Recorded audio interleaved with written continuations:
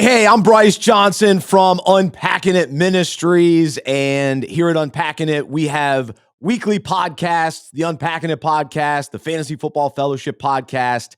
And also throughout the year, we put on events, a golf tournament, a Super Saturday man breakfast. And we also partner with two other ministries to put on the Charlotte Turkey Bowl. And this year is the 11th annual Charlotte Turkey Bowl. And specifically for this event, we are debuting a kind of a new effort here at Unpacking It and with the Charlotte Turkey Bowl, where we are going to share a story today from someone who has been a part of the Charlotte Turkey Bowl community for a number of years. And he's just been on a very challenging yet inspiring journey. And so we are going to share his story today. And so this is especially for our Charlotte Turkey Bowl family, but also the Unpacking It community as well. And so right now, I'm going to welcome on Andy Caldwell. He lives in the Charlotte area and is a former player in the Turkey Bowl, but now he's more of a friend of the tournament. But Andy, it's so great to be with you today. How are you doing?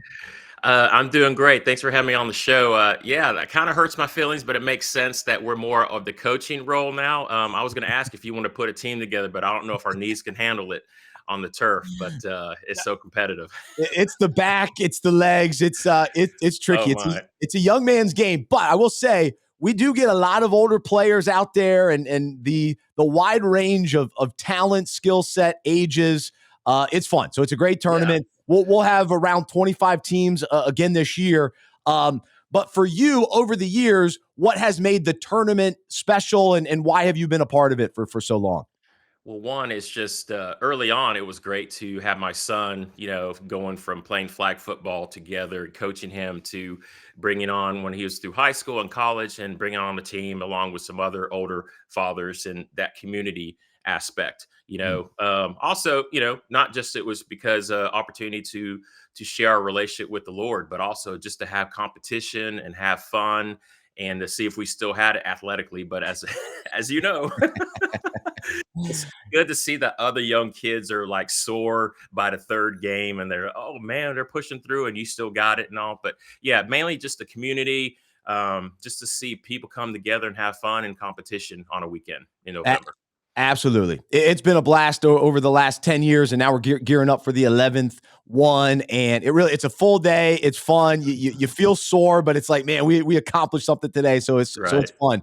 And Right. so today we've brought you on because you've got quite the story to share, and for guys that you show up on a Saturday and you don't necessarily know everybody's story, but we at least want to start sharing some of these neat stories, and Mhm. really it's a story of what God has done in your life as well. But let's go back to November 2024 Mm. and what happened. How did your life change, Andy? Well, I mean, yeah, that was, man, it's gonna be almost a year ago.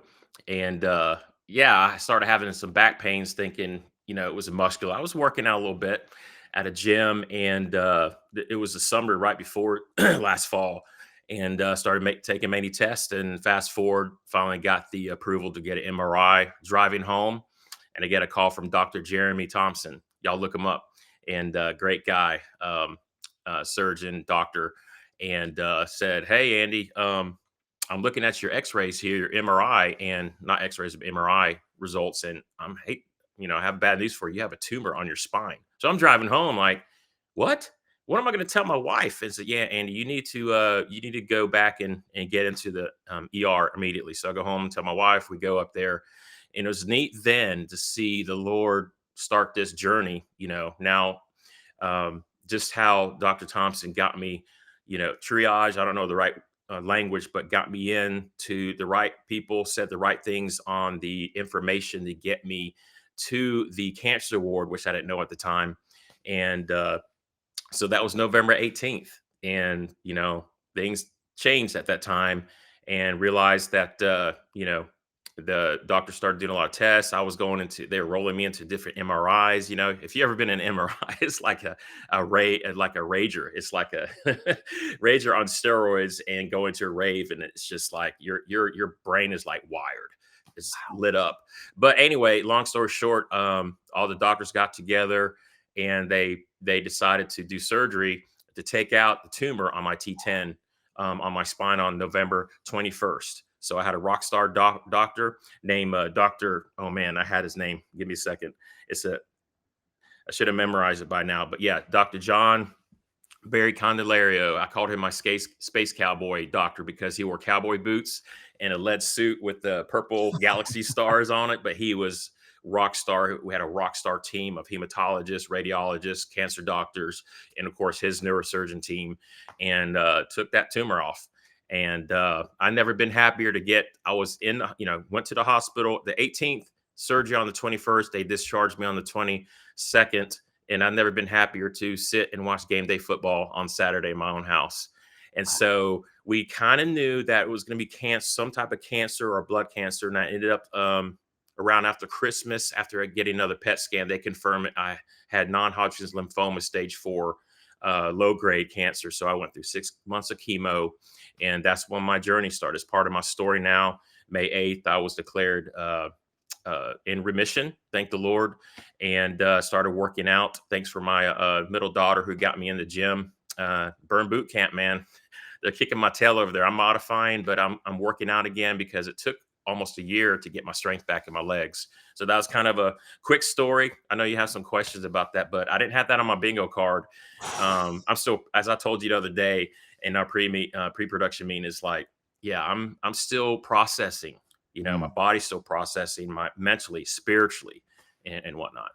Wow. So it's brutal news to hear. You've got a tumor, and then the cancer that followed it or went along with it, and then to really go through a quick journey. So this all happened so fast, and so we're talking to you about a year later, and so I'm sure it has been challenging to process it all. But while you were going through it, in what ways was your faith challenged, and in what ways did your faith in God grow during this experience? How much time do we have? Well, thanks for that question. I think early on, I could say this with confidence that the Lord gave me. I've been a Christian since 1994, but you go through your ups and downs, and but the Lord gave me a peace that transcends above all understanding, because I didn't know what was going on in the way. I thank the Lord for my wife who kept me strong in her countenance, and just the vibe I was getting for her. She was trusting the Lord, because I love to be in control. I'm a control freak, but I think the Lord just hit me soon and said, Andy, I got you. And don't get me wrong, there were days that were like, what's going on, Lord? Family calling, friends, like, what we want to know. But I had a peace during the whole time, as I look back through some of my journaling and stuff, and just trying to keep notes of how the Lord, those little touch points through the last 8 months, and the Lord took care of me. I think about Psalm 23:6 that really I clung to, about the goodness, surely the goodness and mercy of the Lord will go before us. I'll probably just butcher that verse as many times as you can memorize it. You get on the screen. So surely goodness and mercy shall follow me all the days of my life. I shall dwell in the house of the Lord forever. So just meditating on that, and still reflecting on, the things that I've done in the past, being good to people, loving on people, being a deacon at my church, and all those relationships I've built through softball, the fun times with Turkey Bowl, and just seeing that having those relationships is so crucial. You don't pay attention to that, Bryce, but until you look back and seeing the body of Christ at the church, my community, my neighbors, unchurched guys, non-Christians, just coming around, and families just coming around and loving on our family, whether it's cutting the grass or bringing a meal. That one pivotal phone call before you get there were some times where I would get a call. You could encourage me and say, hey, Andy, I was thinking about this, thinking about you today, or sharing a Bible verse. And then next thing you know, a doctor or a nurse will call with a report. Not that it was like, hey, your life is saved, but it was just enough to remind me that Lord has his hand in all this. There was plenty of stories like that I knew that he was taking care of me and my family and giving wisdom to the medical team and whatnot. Wow. That's awesome. Well, Yeah. what a story, and we wanted to, just be able to share a portion of that. And in many ways, the story continues to be written as you kind of process this and continue to, recover and get Hmm. your physical aspects back and all of that. But as we wrap up today, and we're talking to the Unpacking It Hmm. community, the Charlotte Turkey Bowl community Yeah. specifically, what is an encouraging word to share with guys today as you think back of, man, I got surprising news. I got to Yeah. experience healing. I got to Hmm. experience people. I got to experience his goodness and mercy.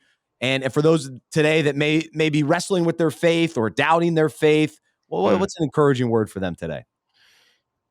Wow. Make sure you have a support group around you, whether you go to church, your softball team, flag football team. You need that. Of course, if you're female, you could be doing that too. You have to have a support group inside the church, outside the church. I don't know what we could have done to see and it's biblical. It's a blessing to be a blessing. Let people serve you, even if they're your type A. If you go in those situations, you need to talk. You're struggling mentally, physically, and emotionally, going through cancer. You have to allow people to serve you. It's hard. But case in point, I think about the story real quick of at the end of January this year, Scott Tyson and some of the coaches who play in the 40 Up League got together and said, "Hey, listen, we want to do a benefit." And I didn't know about this. And some of my good friends, they put together an 8 jam-packed, super high level competition tournament in 30-degree weather at Mount Harmony Baptist Church, and they played all day long. I've never seen guys get mad about making the championship because it's so cold. It was crazy. They raised over $4,000 to go toward medical bills. And Awesome. I had guys who I didn't, really tough guys who don't talk much. They're all about competition, but they took time to come to me, Christian or non-Christian, to share about their cancer journey, whether there's their aunt, their mom who went through it, giving me advice, support.